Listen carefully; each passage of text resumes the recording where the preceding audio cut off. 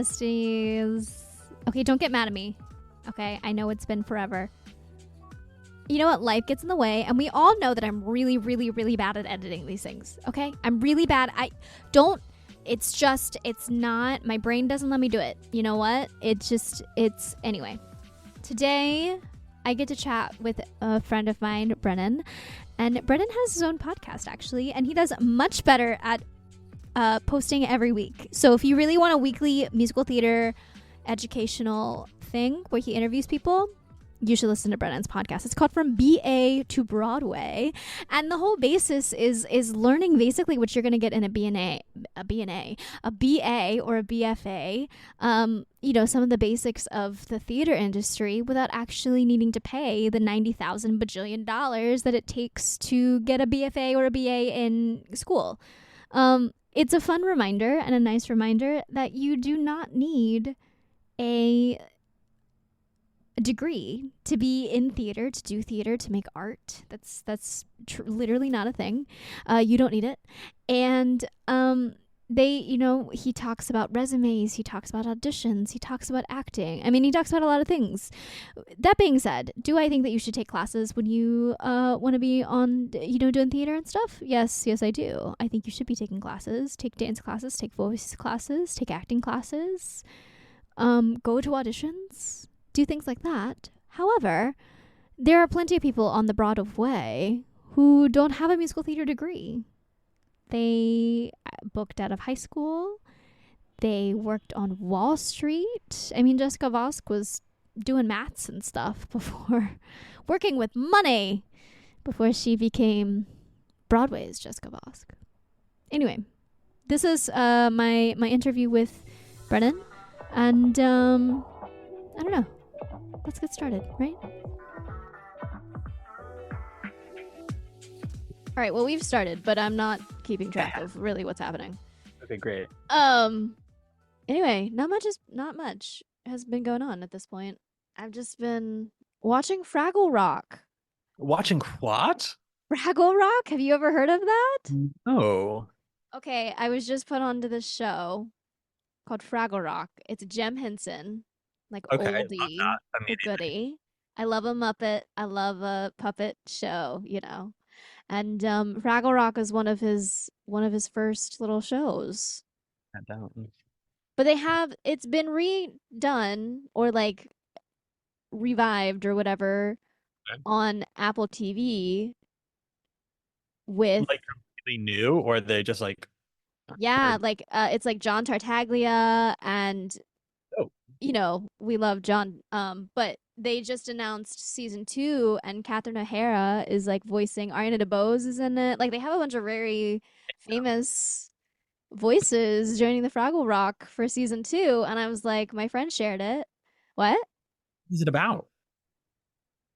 These creature things that are called Fraggles, and they live on a rock. So naturally, this place was called Fraggle Rock. As it should be. Damn. Yeah, it's great. Great. But it's fun, and there's music and singing because it is Jem Henson, and it's just fun little. But it's all on YouTube, so I'm watching like the OG show first before I get to the actual little revival that's happening. Right. Which honestly, it's like a childhood show, but I mean it's a kid show, but it's also like a wonderful 30-minute little just existing thing that you don't really have to necessarily pay attention to, but you can if you want to, and it's got music and fun little looking weird character things, and we love that. Yeah, man.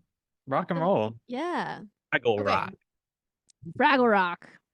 All right, we're here with Brennan. Hey, everybody. I was gonna say you should introduce yourself now that we're 2 minutes into the episode. Oh, that was part of the podcast. We're gonna keep it. It's going in there. Amazing. Hey everybody, I'm Brennan. What's going on? Tell the people about yourself. My name is Brennan Stefanik.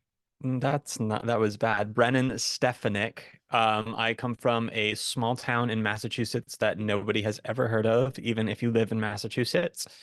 I now live in New York City. I am an actor.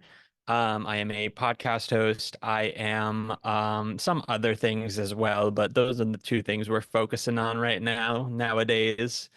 And yeah, that's me.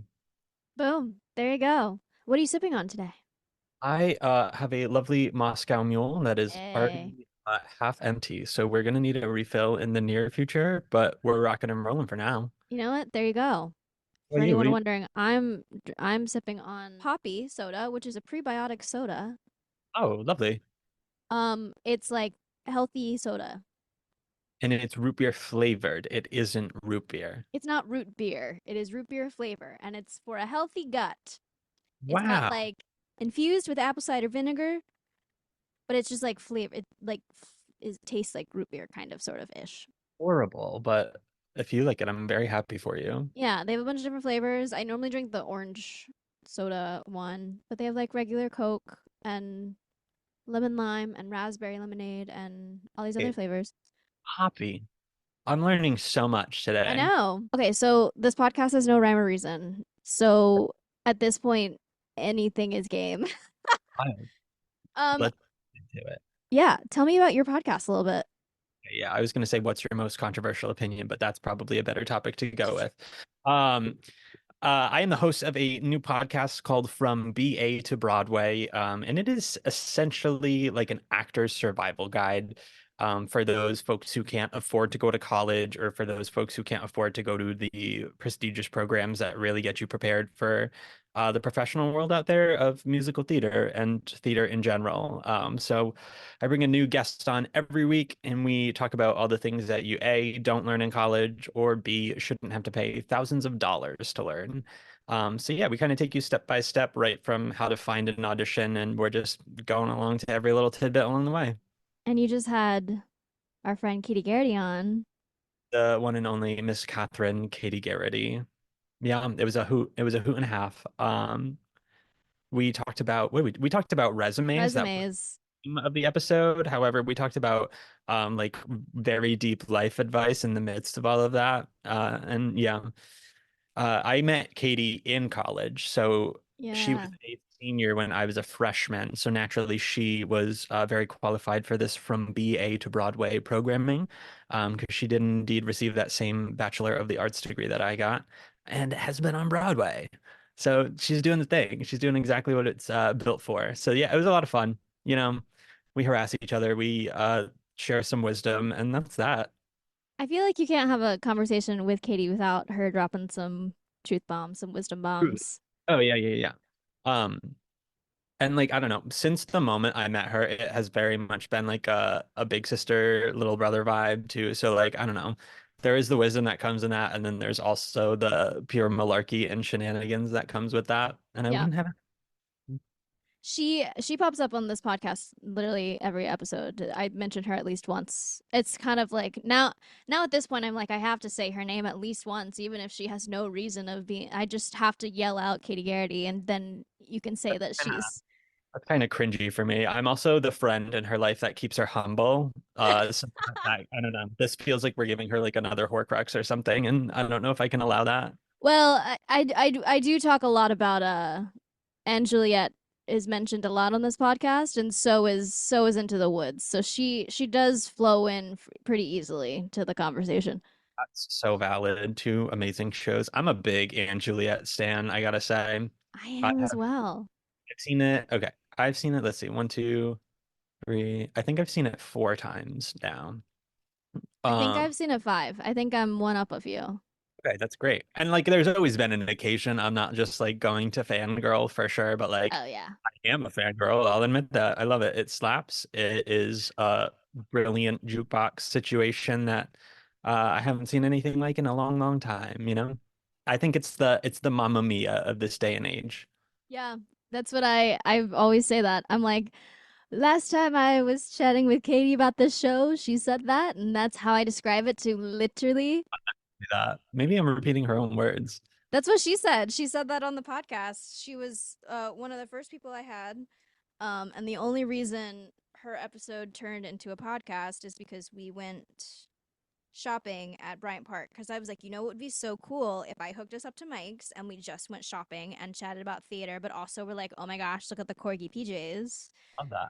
And the video, I only had one person doing video, so the video was chopped up a bunch. So I just had an hour long audio, and I was like, you know what? It sounds really crazy because it's trying to do some weird vocal isolation thing that's not really working for these little $20 lapel mics. But you know what? We're gonna turn it into a Is that how the podcast episode. podcast like officially started? Mm-hmm. Whoa, Yep, damn, amazing. I'm about to burp. Is this a pro burp podcast? it can be. Okay.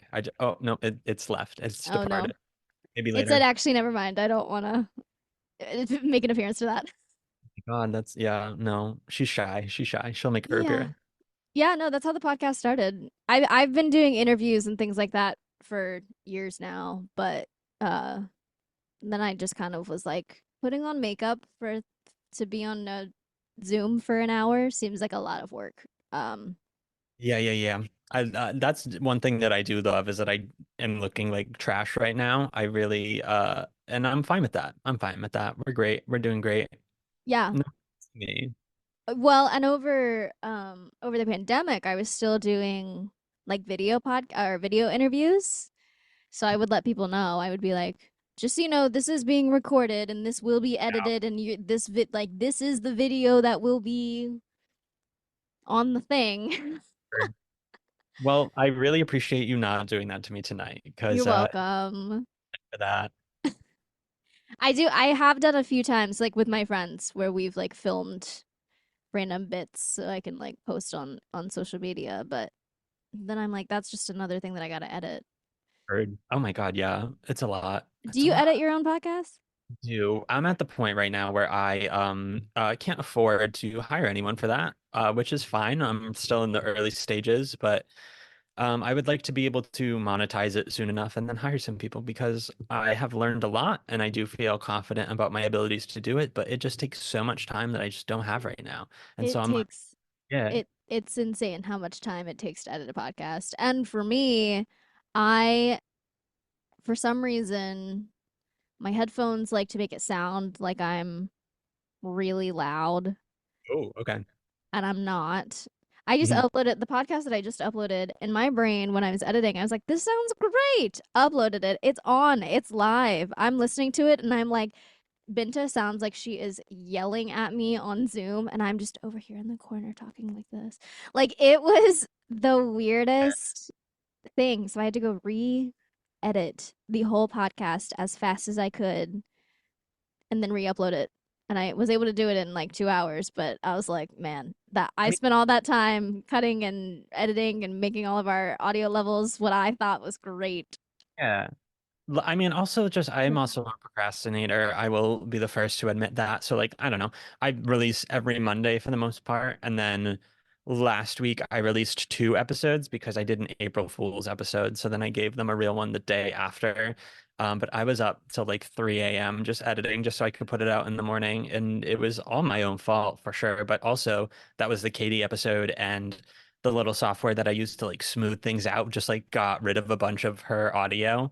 And so I was like listening back and there was just moments of her not saying anything. And I was like, ah. So I just uploaded the raw, whatever. And it sounds a little janky, but whatever. You know, It is what it is. I'm not a professional at this. I am simply a boy who gave myself the platform to do this Yeah. purely by my own volition. I took a break because of WGA strike and the SAG after strike. And then never just I just was like, well, we're it's done. And I was like, I have at least 5 podcasts that I could be editing right now that have already been recorded and are ready, and I could just start right away. It did not Mhm. happen. Okay. Binda's podcast, I think we recorded literally in June of last year. That's how You long it's been were sitting on standing my computer. uh, with the WGA and SAG by not editing those. And I'm going to give you that validation. Yeah. Well, I was like, we talk about TV and film, and we talk about things that are currently, well, at the time, we're currently still in production or whatever. And I was like, I feel weird posting this if everyone else is just gonna like not do anything. So Yeah, yeah, yeah, yeah. that's what Well, happened. I, as a member and representative of the SAG-AFTRA union, hereby grant you pardon for not doing that and Thank you. appreciate Thank you. this. Cheers Thanks to a lot. that. Yes, cheers to that. Sip, sip, sip. Okay, so tell me about your journey. So you do have a BA. I have a Bachelor of the Arts degree in theater, so it is it's like a very broad spectrum of theater education. You go and you take classes in all different aspects of theater. Um, and then you kind of just like develop your own track along with that. So you start off, you're like quote unquote gen eds in the theater department are like you're doing acting, you're doing dramaturgy, you're doing directing stuff, you're doing technical stuff.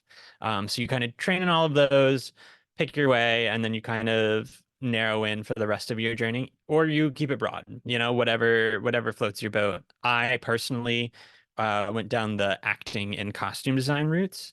So I spent most of my classes doing performance and then technical costumes and physical design and stuff. And that was kind of my journey through that. However, what I discovered after leaving is that had started working regionally in costumes, which was awesome. I was very grateful for all of the employment that I received and was offered. Um, but I was seeing all of these people, I was seeing a lot of students in the shows that I was doing already working in regional houses, and doing all these kinds of crazy things and learning these things that I had never heard of. And I was like, wow, I don't feel prepared for the acting part of this. Like this is just not something that I feel confident in. I mean, I feel confident in my abilities, but like the whole business side of things, I just had no clue how to do. Like I didn't know where to find auditions. I didn't know the realistic, like, I don't know, logistics of unions and stuff and all of those different kinds of calls. Like didn't have any of that. So I had to learn that all on my own. And I was very fortunate that I had started meeting all of these students. So I kind of just befriended them and mooched off their education for the rest of the time that they were going to these prestigious schools and stuff. So I got a secondhand BFA, is what I say. There you Um, go. yeah, and so that's kind of how I had to do this. And like I was like starting to do all of that. And also like working in the costume shops and stuff, which I love. I was like sitting there and being like, wow, I'm so close to the thing that I really have the most passion to do, which is perform. It's a very different ball game. And I was just getting such FOMO and stuff. And I was like, you know what, I should give myself the chance to explore this and try and succeed in this. So I kind of put costumes on the back burner to focus on performance. And right when I decided to start doing that, it was, let's see, January of 2020. So I went to one or two EPAs and then the world shut down. So I mean, I had more time to learn things, which was great, but nothing was happening and no one knew what the future would be like. So that was kind of that. But honestly, I kind of thrived during the pandemic. I'm not gonna lie. I would say socially, I was very okay with just chilling in my home and I uh, also very much enjoyed not having to leave my yeah. apartment. And like I was playing like video games like with my friends online, like still having the social interaction without having any like real world responsibilities. And I was Hmm. able to collect unemployment and was making more money that I had ever made in my life Right? uh, in Massachusetts. So yeah, it was I feel prepared for the next one. Yeah. Knock on wood, shame on me. But yeah.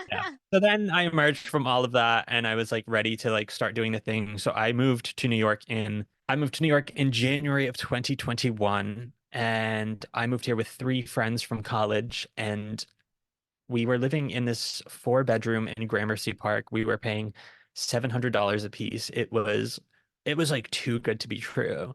And it was too good to be true because it was infested with mice Oh no. so bad. Like in the walls, you can hear them scurrying around. To this day, if I hear any sort of scuffling noise when it is silent in a room, I have like genuine PTSD. Oh, It's I have had, I don't even know if it's past tense yet because they like to show up every like 2 or 3 months. But You I have a do cat. have no. Oh shit. Yeah. Amazing. No, I have, you can see like my cabinets here. Down here, there's a hole somewhere back there. that I can't see and cannot get to. Uh, and they would scurry. They would come and they'd eat my only my pasta. They only liked my dry pasta, and I've closed up a lot of holes that I've Mhm. found recently. Gotta. Um, that I didn't think were really that big, but I forget that mice are weird and can fit through anything that their head can fit through. So, fun fact for anyone who might have mice and you think your hole's too small, it's probably big enough. Times Um, they're getting through. they're always getting through. And I had a headshot session. I'm a photographer, and I had a headshot session, and someone was like, "Oh, I want to use this backdrop." And I went, "Cool, cool, cool." And I went to go grab it, and I went, "We're not using that backdrop. We can't use it because a little mouse had chewed a little hole." And I No. was like, I thought I was so good. I thought I was clean of mice. I thought there was none left. And I open, and you have to go kind of like through my closet to get to that certain backdrop. And all of a sudden, I started moving things. And I saw the little tears of paper, and I was like, ah, man. So once that person That's an left, I pulled it out and I cut that whole entire little section off. And I was like, well, there goes part of my backdrop. womp womp. Yeah, Yeah. they really are killer. And like, granted, I would rather have mice than bugs because I do not do bugs. I No, I don't cannot. either. Cockroaches can't do them.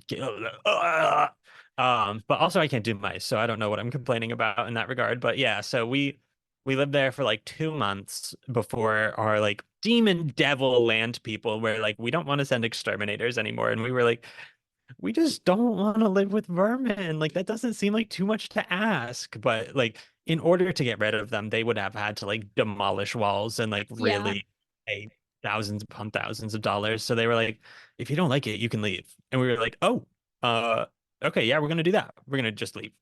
Um, and all of my roommates already had jobs at the time, so like they needed to relocate immediately, but I still didn't. I was still rocking the unemployment from COVID, so I went back to Massachusetts for a little while. I was also like supposed to do a gig that summer and was like, you know what? If it's a month away, maybe I'll stick it out and see if it's happening. Naturally, it didn't. So about a month later, I moved back, but I found this place that I'm currently in. It's been 4 years now, and I absolutely freaking love it. Not a There you mouse go. anywhere. There it There it is. is. Um, and yeah, I've been here ever since, and it is absolutely amazing. And yeah, I'm just so grateful for the place in the neighborhood. And I'm also so close to most of the popular studios that people have auditions at. So There I'm you rolling go. out of bed much later than everybody else. And yeah, it's just a freaking dream. It really is. And I'm Katie's next door neighbor too. Yeah, there you go. Okay, so uh I want to talk more about your podcast because I actually really love the whole world and what you're doing with that. Do you when you bring people on, do you have like a theme every single like you have like a chosen idea of what you're going to talk about and then like whatever else comes?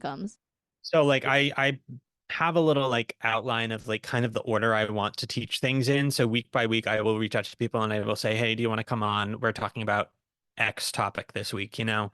Um so right now we're kind of still in like the audition of things, you know, we've done like how to find auditions, the auditions itself, callbacks, dance calls.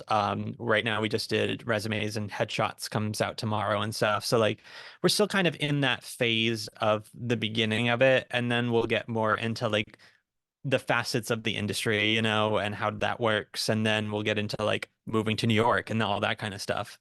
And I try and take it like step by step as basic as possible because like I feel like a lot of times people are afraid to ask questions about the quote unquote basics because they don't want to seem like, I don't know, naive in those regards. But like it's so important to ask those questions. And I would like to give people that platform to not feel awkward about it and just like get that information however they can. So yeah, I just bring on people that I think will be helpful in the topics that we're talking about. And yeah, it's just like it's kind of like a classroom kind of thing once every week, you know. Um but yeah, it's like kind of planned out for the most part. And I don't know. I feel like also like doing it in the order that I had to learn things as well, to kind of like streamline it in an easy way. So hopefully we'll like people will feel prepared by Mhm. the end of each like segment, you know? Yeah. Well, I also think like the basics are great, Mhm. but also especially folks who did Zoom University, aren't under. I mean, I had folks that I was TAing, and they didn't know what a book was by the time we got back in person. They didn't know how binders worked. They brought folders, like 3-ring folders, and I was like, a pianist is not going to be able to read this at Um, all. So it's like, and it's so interesting to me because you have the people who were like, well, that's so easy. That's like the first thing you learn, and it's like, well, if you didn't do like, I mean, also like my drama club started, my like high school drama club started my the year, let's see.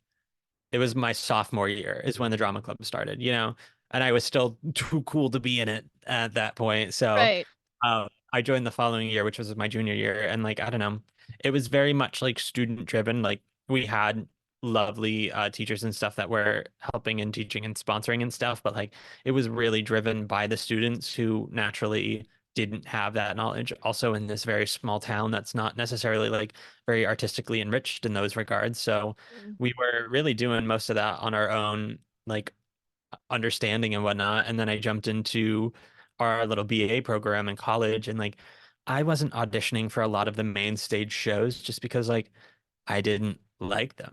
right. Like they didn't do musical theater at our school. We didn't have a musical theater major. They weren't doing musicals. So like I went to the extracurricular theater groups to do that. And that's like where I met Katie and stuff. And it's like those were the outlets to do it. And yes, like they were operating like more professionally than I had been used to for sure. But like it's still, I mean, those kinds of environments aren't designed to be like the real world, Those are designed to be like families and very supporting and loving, which was so awesome and important for me to like grow as a person.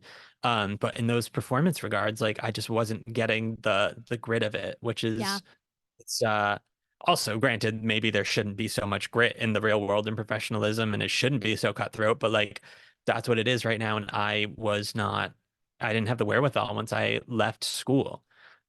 So yeah, it's just it's funky. Theater education is funky, gatekeeping of information is funky, and like also like the internet is like weirdly unhelpful when it comes to the basics of theater. It really is. I've literally thought about, because there are a lot of, I mean, there's a lot of very wonderful, talented people on specifically TikTok who know the basics and they understand it all. And they have a lot of followers, myself included, who are still in high school or they're still in middle school and they still want to do theater and they're doing community theater, but they want to move to New York and blah, blah, blah, blah. And I've like had thoughts of being like, what if I just did a little series on TikTok where I'm like, this is your book and this is what a headshot looks like. We once had a guest professor that came in for a career prep class that I took and was like, yeah, you can just take a picture with portrait mode on your phone and that does it. And that's exactly what I did. I had that as my headshot for like the last 2 years of college, and then I emerged in the real world and I was like, oh God, that's not gonna work. That's just not gonna work, you know?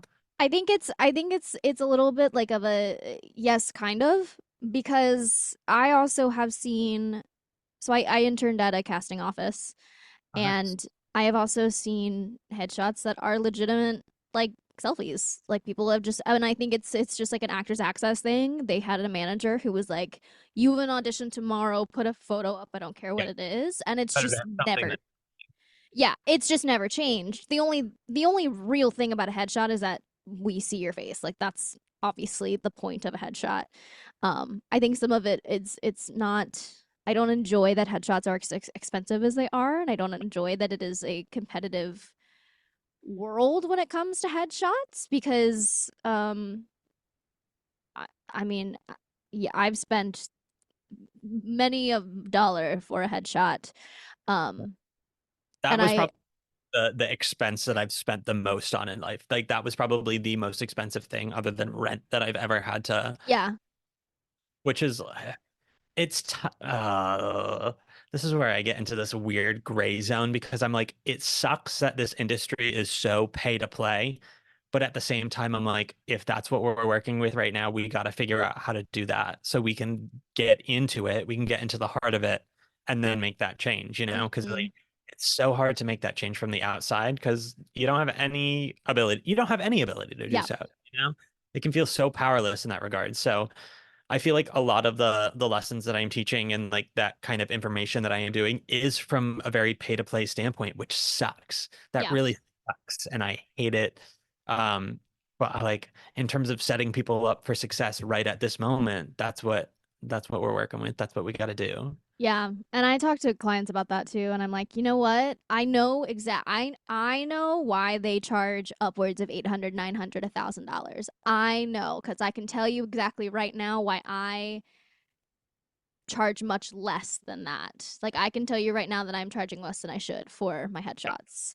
And it's Yeah. great and I'm glad that you're coming because it's a side gig for me. I'm not making as of now, I have not decided this being my main income, so that's probably why I am as affordable as I am, but also just for people who want to know, like we are paying for the hours that we spend editing your headshots, we are paying for our equipment, we are paying for the time it takes to set up our equipment. It's the same as, if you go work your retail job and you want to get paid your $17 an hour, our $17 an hour just happens to be all of the hours it takes to edit, headshots aren't just the click of the photo. So if people are wondering that, that is why headshots are expensive as they are, but it is still up to the photographer of how much they want to Yeah. charge and how much their time is worth. Not in a mean way. That's just like, Yeah, yeah. It's you like know, also like I don't know, especially most of the best headshot photographers are in this New York area, and then yeah. naturally cost of living here is one of the most expensive in the country, never mind Mm-hmm. like the world and stuff. So naturally costs are going to be high because these people A are professionals and extremely well trained and better than the rest, but Yeah. also they That's need how to they make their survive. life. That's how they make their living. Yeah. They need to be able to support their costs of living. They also need to pay rent on another space that is outside of their home usually. So it's how it goes, It's Yeah. how you living, that's how you survive. But It's also tough because I'm like, I also live most of my life by just like kind of breaking even and like fluctuating over that yeah. zone.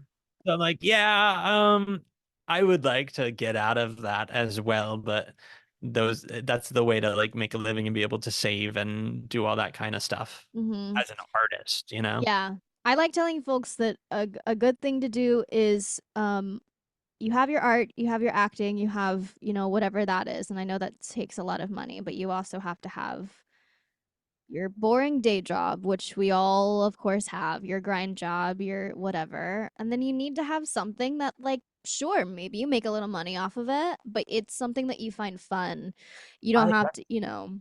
I took a like acting business class the other day that was focused on finances and stuff. And one of the biggest focuses was having a side hustle that is creatively fulfilling and that is helping you make money and stuff that is, I don't know, keeping you moving, Yeah. and that it's that exact same thing. So Just makes that, the days go by faster, even if your brain is like, like even for you and your podcast and like this, like, we aren't getting paid. I'm not monetizing at all with this because I have not many people listen to this, but I still do it for fun because I think it's fun to chat with people and have the conversation.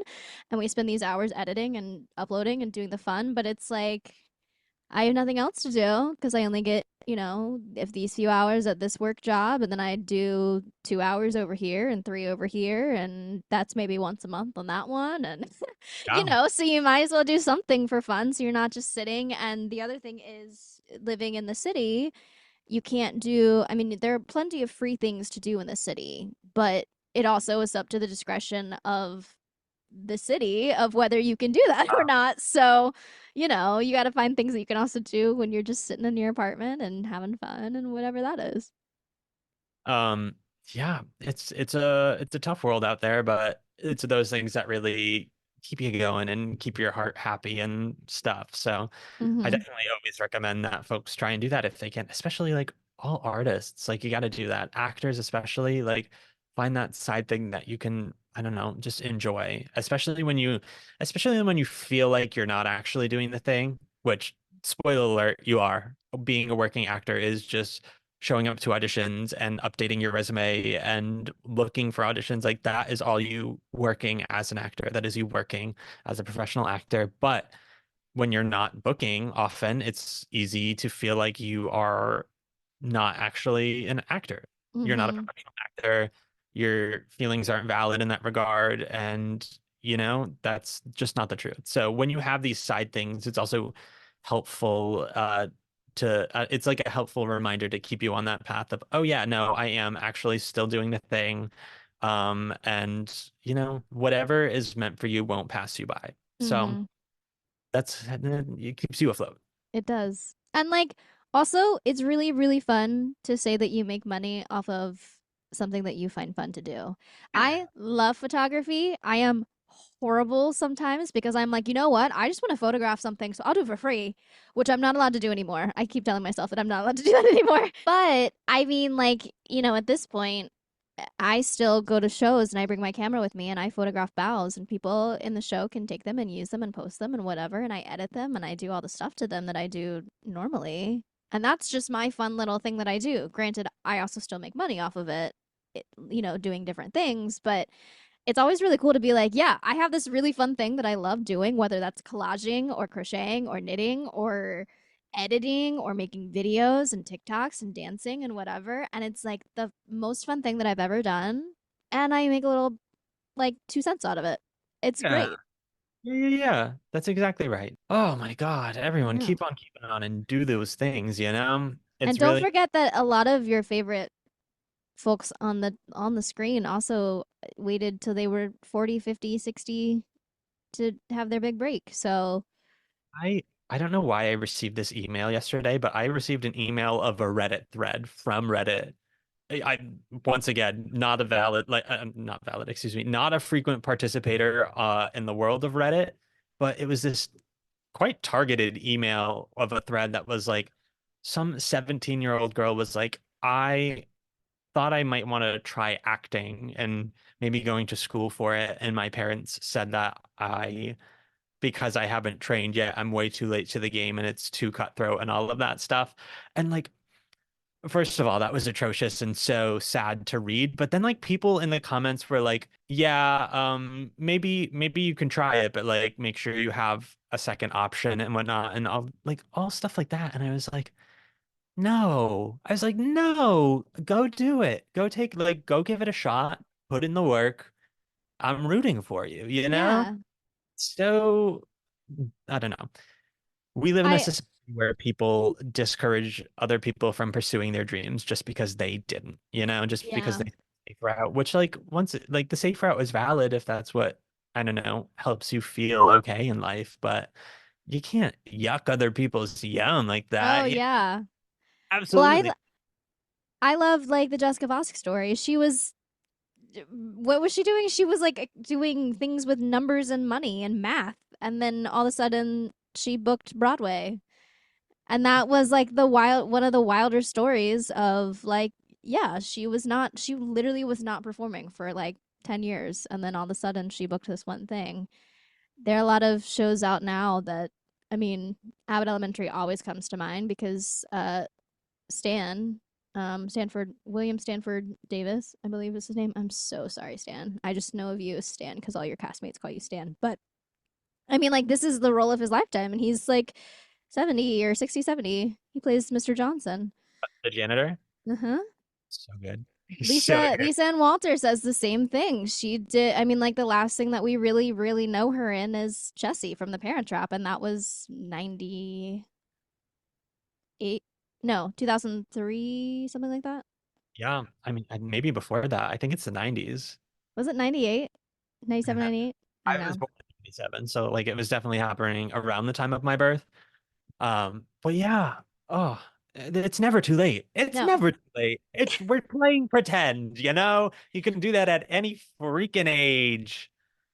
As long as you have that imagination and stuff, which unfortunately some people don't, and those are the people that are discouraging from doing it. So you Yeah. just, and it's hard to tune that out when you're 17 years old, especially when it's coming from the authority figures that you've lived most of your life by. Like that Mhm. was definitely my experience. I didn't go into college studying theater. I went undeclared because it was a scary thing, and my parents didn't want to pay for theater school, but I was like, okay, I'll just like go in and try something. And the thing I was best at other than that was chemistry.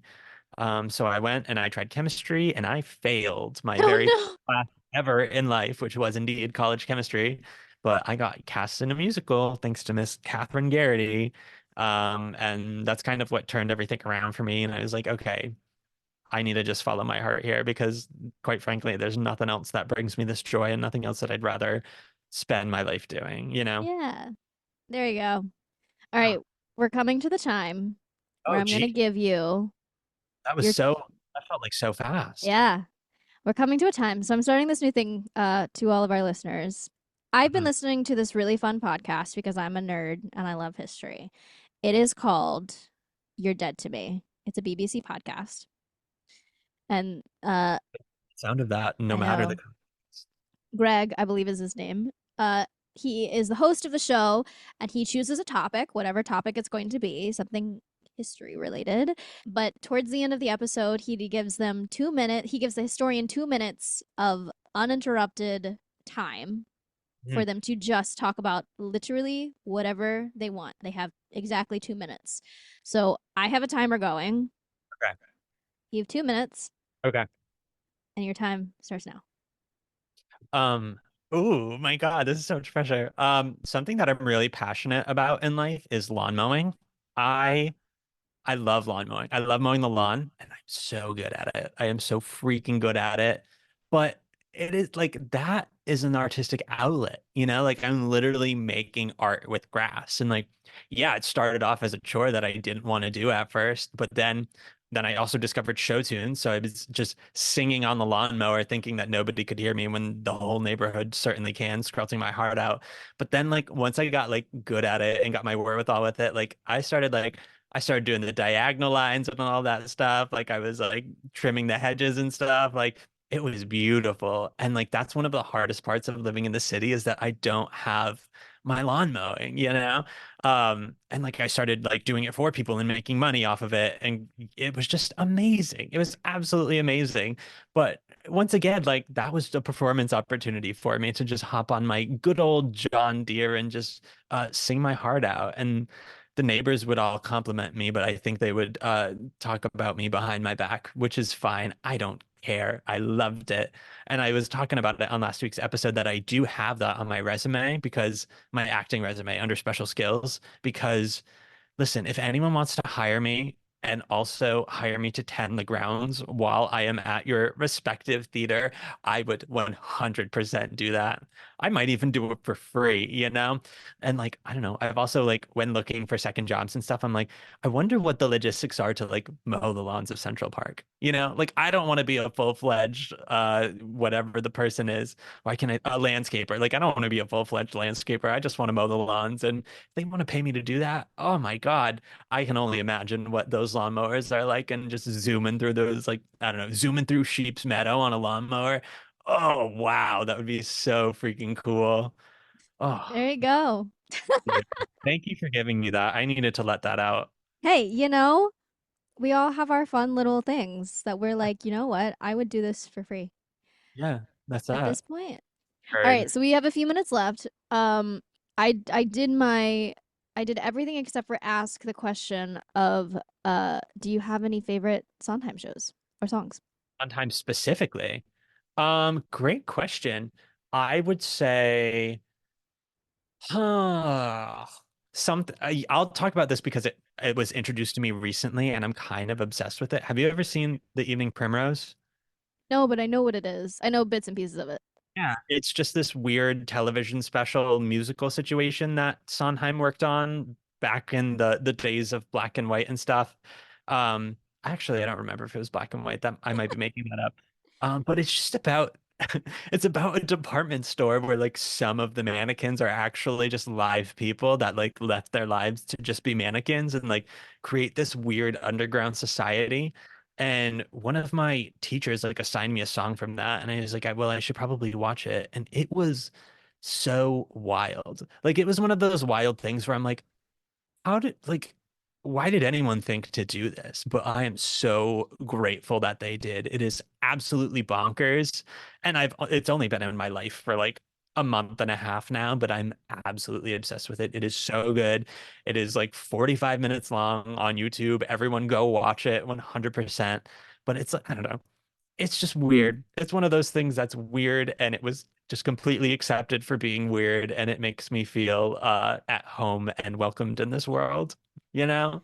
If you are in, at least from what I know, a lot of people know the song "I Remember," Mhm. which is Bernadette Peters, right? Sings that.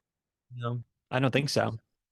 There's a version of Bernadette Peters Might have singing sang it. it at one point, yeah. There's also a version of Megan Mullally singing it on one of her. If you know who Megan Mullally is, she has a few albums that she's come out with early, and she has a cover of "I Remember." But I use that song. We use that song in music theory, Oh, one of my okay. music theory classes, which I learned nothing from. But it's Heard. a very pretty song.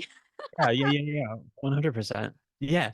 I would say that's like my most Sondheim obsessed thing right now. But like, I don't know. I love Sweeney to death. Love Into the Woods, you know? I would say like, I don't know, Sondheim, like dream role wise, is like literally everyone in Into the Woods. Like, I would love to play every single one of those people. I would love to do it a million times and just dive into all of that. And it's I just think you brilliant. should just do like a one person into the Oh, woods. You know, you might be right, but that's a lot. That would be a lot. It And I'm is. not, You'd have to pull like a Gutenberg style, yeah. like with all the hats and everything. Listen, if someone wants to pay to produce that and like fund my life around that, 100%, I will put my entire heart and soul in that. But I can't get that going by myself right now. Are you kidding me? I only ate half of my bowl of Annie's mac and cheese tonight because I was like running to get here. I can't do a whole Into the Woods by myself, but I'm open to the idea of doing it eventually. There you go. All right, last question before we leave. Um, since this is called "I'll Drink to That," which is where the Sondheim part of this comes in. The other part of it is the drinking part. Mm. Uh, Imagine that we're at a party or a coffee shop, whatever floats your boat, and I'm off to go get us drinks. What is your go-to drink? It's the drink that I know for a fact you are always gonna love. Okay. I mean, it depends on the context. If it is a situation where we want to get schwasty, it will be a gin and ginger ale. Um, it used to be a gin and tonic because I don't really love gin. I don't really love the taste of gin. And a gin and Not a tonic gin person. just a taller glass of gin that's a little bit more palatable. But it gets me going for sure, and I drink it slowly because of that, so it's cost effective. But then I started putting in ginger ale, and I freaking just guzzle those down. So like, if it's a Schwasty situation, it would be gin and ginger ale. But like otherwise, I love a cucumber mule on a nice hot summer's day, or a cucumber any cocktail really gets me going. I don't know why, but yeah, that's my answer.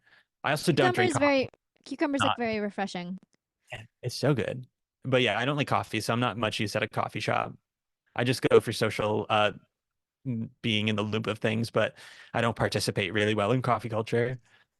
Oh Well, there well. you go. Answer. Bam. Well, thank you so much for joining me on the podcast. Thank you so much for having me. It was Great. truly a pleasure. I love a chance to just talk to people. Goodbye, everybody. Goodbye to the people. Bye. Oh, wait. Do you Oh, want to put your socials, your oh my ats, your God, that's such tags? a great idea that I didn't even think of. I always Um, forget to ask people that. You can find me on most social media platforms at Brennan Stefanik. And you can follow from BA to Broadway on most social media. The handle is BA to Broadway. And yeah, go check it out. Shoot me some messages. Shoot me some comments. I'm happy to chat with anybody that wants to chat. Nice. Thank Okay, you. this is now for reals. Adios, at least for the podcast part of it. Okay, bye.